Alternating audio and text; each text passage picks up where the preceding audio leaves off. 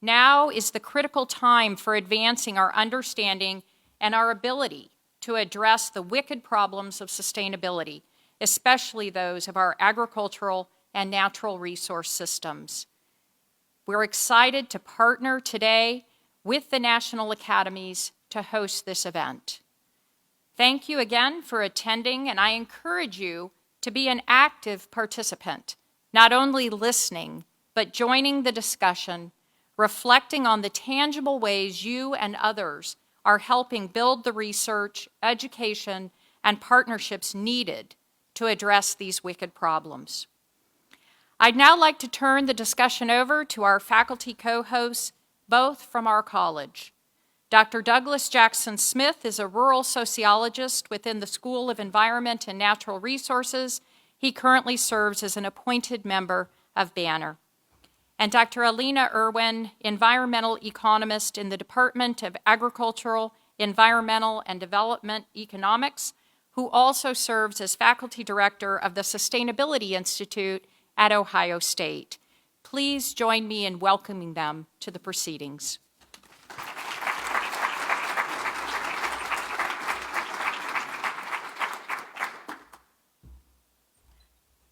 Thank you. Thank you, Dean Kress. Thank you personally for your vision, for your encouragement, for your support. We are here today because of your leadership, and I wanted to sincerely thank you for that. And thank you all for being here, for taking time out of the busy work schedule to spend some time with us talking about an important issue, really important issues that we don't always take the time to reflect on and to think about. And thank you to our panelists for traveling from near and far to join us. We're going to be hearing from them in just a little bit. Before we do, I just wanted to share a few more thoughts with you on what it is we're talking about today. Dean Kress shared a bit about wicked problems and what is meant by this phrase. The term has its roots in planning and policy sciences and was proposed originally by two design theorists, Horst Rittel and Melvin Weber, to draw attention to the complexities and challenges of addressing social policy problems. Unlike tame problems, and they were thinking of problems like in mathematics or chess, wicked problems are those that lack clarity, both in terms of their aims and their solutions. And this is true for many reasons, because of the systems kind of problems that they are that Dean Kress talked about. And they're problems that involve people. People are never simple. People are hugely complex, and wicked problems have all kinds of interactions of individuals, of communities, of organizations, all interacting in many different ways, each with each other, but then also with the environment, with other systems, natural and built systems. And so this is really a systems of systems kind of problem. And as a result of those interdependencies, there are no clearly defined boundaries. These problems bleed into each other. It's like what John Muir said, when we try to pick out anything by itself, we find it hitched to everything else in the universe. Because wicked problems are system problems and they're human problems, it's not like we can really study them in a lab setting, right? We can't set up the experiment, run the experiment, and figure out the solution. There's really no trial and error in the same way that we might run an experiment like that. We might be able to do some things on small scale or in a virtual lab, but when we are implementing the solution at scale, it is never risk-free. It's as Ritter and Weber put it, every trial counts. Technology is critical, but technology alone can't solve the problem. History's littered with examples of technological innovations that once developed don't really make it past the prototype stage, or they get implemented and scaled and never used because they weren't really solving the problem. The reality is we may not actually be able to solve wicked problems. The best that we might be able to do is to improve the situation, perhaps tame the problem or avoid the greatest pitfalls. And whether we're solving or taming the problem really depends on where you stand and how you view the world, what your values are. By definition, wicked problems require trade-offs across fundamentally different goals. And once we fix one aspect of the problem, we may inadvertently aggravate another part of the problem.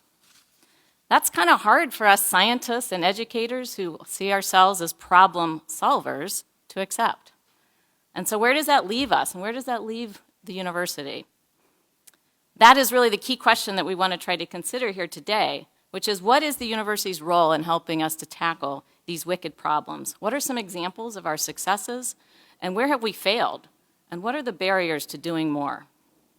The dean has given us a vision that is so critical in terms of moving us forward in the right direction, doing more with translational science, working more closely with our partners. And we're doing a lot of that already here at Ohio State in the college, as well as in other colleges, to foster more team science and community-engaged research. One example of many is the Food, Energy, and Water Systems Integrated Modeling Project that Doug and I are engaged with some of our colleagues, and I saw some of them here in the room, someplace, there they are. Here from the college, as well as from other colleges like engineering and the Glenn College of Public Affairs. And we're also working with external partners, including one who you'll be hearing from momentarily, one of our panelists. Our goal with this project is to project how various globalizing and deglobalizing forces, trade wars, environmental regulations, other national and global conditions, will impact agriculture and energy systems and water quality outcomes in the Great Lakes region. It's an ambitious research project, and it's really only possible because of the willingness of our faculty team to engage in really hard interdisciplinary research that is very time-consuming, and frankly, the payoff will be in the years to come. There are other such efforts that are going on here with amazing faculty who are at the leading edge of doing this kind of work, with centers and institutes like the Sustainability Institute that provide a critical platform for bringing people together to do this work. Unfortunately, I don't have time to highlight all of them. But the point I'd like to make is this: we are succeeding at doing some of these things. But there's still substantial barriers at universities that ultimately limit the amount of time and effort that faculty are able to invest in this kind of work. And in the spirit of challenging us today, I would like to highlight what some of those barriers are. I'm then going to turn it over to our panelists, and they're going to challenge us even more. So hold on to your seats. The first is the traditional incentives for research at universities, frankly, create a huge barrier. Promotion and tenure, recognitions and rewards, opportunities for advancement, these come with establishing oneself as an expert in one's discipline, which most often means a focus on disciplinary research, and in some cases, a focus on more basic or fundamental research that is not clearly linked to real-world problems. Even for disciplines and departments in which applied research is the norm, what matters is published scholarly articles. Communicating the results to broader audiences, engaging with stakeholders, that's mostly left to others, so that we faculty don't have to spend time doing things that detract from our teaching and research duties. Now, don't get me wrong, lots of faculty do these broader things, and some really want the opportunity to do more. My point is really about the rewards and the incentives structures. We don't get the same reward or recognition for doing these things, and there are only so many hours in the day, and everyone has to face trade-offs. Faculty, especially junior professors, often have no choice but to pour all their non-teaching time into getting the next scholarly paper out the door. All those other activities, which are so critical for informing and improving the impact of our research, are by and large viewed as being separate from research.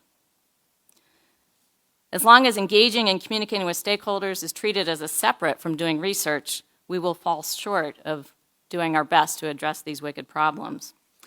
Another barrier is the dominant culture of academia. The culture in which many disciplines and departments live is one in which disciplinary work is often viewed as higher quality and more rigorous than interdisciplinary work. Metrics of individual research productivity are valued over other kinds of productivity. The more prestigious the journal we publish in, the more citations of our own individual work, the higher our H-index, the more external funding we have as a PI, the better we're viewed as doing our job. Universities compare themselves on metrics such as total research expenditures, total number of elected members to the national academies, and placement of PhD graduates at other prestigious academic institutions. Imagine if we had broader impact measures that we also tracked, like the number of faculty stakeholder research collaborations and the impact that our graduates are having in terms of generating economic value in their jobs and doing good in their communities. Measures of research productivity are absolutely essential for advancing our academic enterprise, but as long as these remain the only way in which R1 institutions assess their research excellence, we will fall short of addressing wicked problems. Like many other universities, Ohio State has invested resources to overcome some of these barriers. And because we're a big place, we've done it in big ways. Most recently through the Discovery Themes program that has resulted in a total of 174 faculty to date, all of whom are supported to do interdisciplinary work. This commitment to interdisciplinary research and faculty has been tremendous, and it's really unprecedented among public universities. It's a huge success story in terms of the willingness of a university to commit itself to supporting interdisciplinary faculty and research over the long run. And while investing these kinds of resources is essential, it isn't enough. Without changing the structures, aligning the rewards, and evolving the culture, we risk dissipating the resources that we've invested. The structures that prioritize disciplinary work and individual achievement are simply too strong and too entrenched. So today is a great opportunity for us to wrestle with these and other challenges that we face inside and outside the university as we seek to converge on wicked problems. And to help us with that converging, we've invited 3 dynamic speakers to share their thoughts with us. We've purposely chosen them on the basis of not only their deep knowledge and their experience of working at various kinds of wicked problems, but also because they represent key sectors that have come together to solve these problems and that must come together in the future if we're going to succeed: the public sector, the private sector, and the nonprofit sector. So we've asked each of our panelists to speak for about 15 minutes. And as they are giving their talks, I ask that you listen, think actively about the kinds of questions that you might like to pose. Write down and hold those questions in your head, and then we'll take questions at the end. We'll have about 40 minutes or so for panel discussion. And members of the audience here in the room will be able to ask their questions just by raising your hand, but make sure you're talking into a mic because we also have remote participants joining us through Facebook Live, and we want to make sure that they can hear your questions as well. For those of you who are joining remotely, you'll be able to also ask questions via the chat box. At the end of the panel discussion, I'll then turn it over to Doug Jackson-Smith, and he will share his reflections on our conversation and send us off with some final thoughts.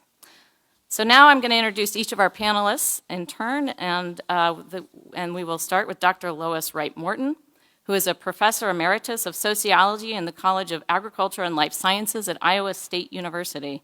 Dr. Morton directed from 2011 to 2017 the USDA NIFA Climate and Corn-Based Cropping System Coordinated Agricultural Project, or CAP, a transdisciplinary partnership among 11 institutions across the upper Midwest. She's co-authored the primer, Leading Large Transdisciplinary Projects Addressing Social Ecological Systems, and she'll be sharing much more of that work with us today. One other thing that I thought you'd appreciate knowing about Lois is that she currently farms in Northeast Ohio, growing blueberries, raspberries, and asparagus for sale at local markets, while she also continues to do research. After we hear from Lois, we'll hear from Ralph Nordstrom, who is the President and Chief Executive Officer of the Great Plains Institute. He has more than 30 years of experience in energy and sustainable development policy and practice, both in governmental and nonprofit settings. He's written or has helped craft new laws on high-performance buildings, hydrogen and fuel cell technologies, resource-efficient land use, and sustainable development. He was a contributing author to the Third National Climate Assessment, a comprehensive report required by Congress on climate change impacts in the U.S. He's also held positions with the U.S. Congress, World Wildlife Fund International, National Wildlife Federation, and Global Environment Program at New York's University Stern School of Business. And last but certainly not least, we will be hearing from Greg Sondland, who is President and CEO of Superior Dairy LEL Logistics and Superior Edge, right here in Ohio.